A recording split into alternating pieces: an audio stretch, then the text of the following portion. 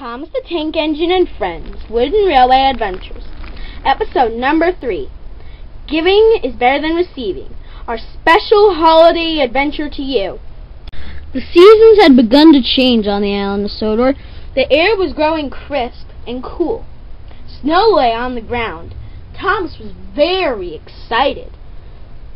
"I love this Christmassy time of the year," he said. He remembered the Christmas trees and the ornaments and the presents.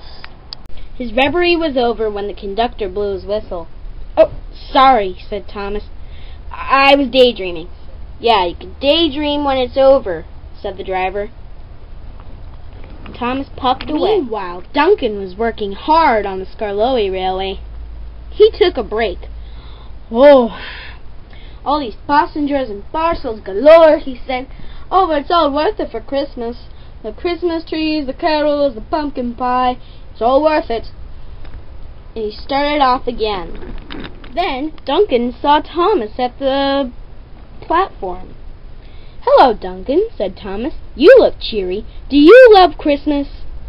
"Oh, yes, I do," said Duncan. "It's all worth it, right?" said Thomas.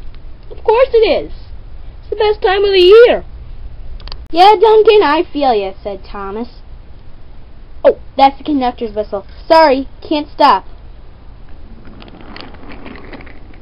"Ah, Christmas," said Duncan. "Most wonderful time of the year." Later, Duncan was puffing along when he saw Sir Topham Hatt. "Yes, sir," said Duncan. "Thomas is broken down," he said, "and he needs you to take his passengers." "Broken down? Oh, no," said Duncan, and he sped away to the rescue. "Sorry to hear that you've broken down, Thomas. I could take your passengers for you." "Thank you," said Thomas. "That will be wonderful." The passengers boarded Duncan, and Duncan puffed away. Snowdrifts were hard, but Duncan pressed on. "I must get these passengers home."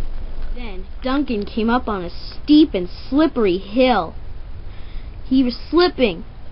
"I must get these passengers home," he said, as his wheels tried to grip the rails, but they were much too slippery. His driver sanded them, and Duncan puffed up the hill. "I've done it! I've done it!" he said. At last, Duncan made it to the station. "Hooray!" he said. "I've done it!" Sir Topham Hatt came to the platform. "Duncan, I'm very proud of you. You were determined to get those passengers home, and you've done it. Go find Thomas and tell him that I have something special for him in the village square." Thomas was still broken down in the snow. "I'm sorry to see you still broken down, Thomas. You can have some of my coal." "Thank you, Duncan," said Thomas. "That's very kind of you. I did run out of coal, and now my water tank's all frozen up."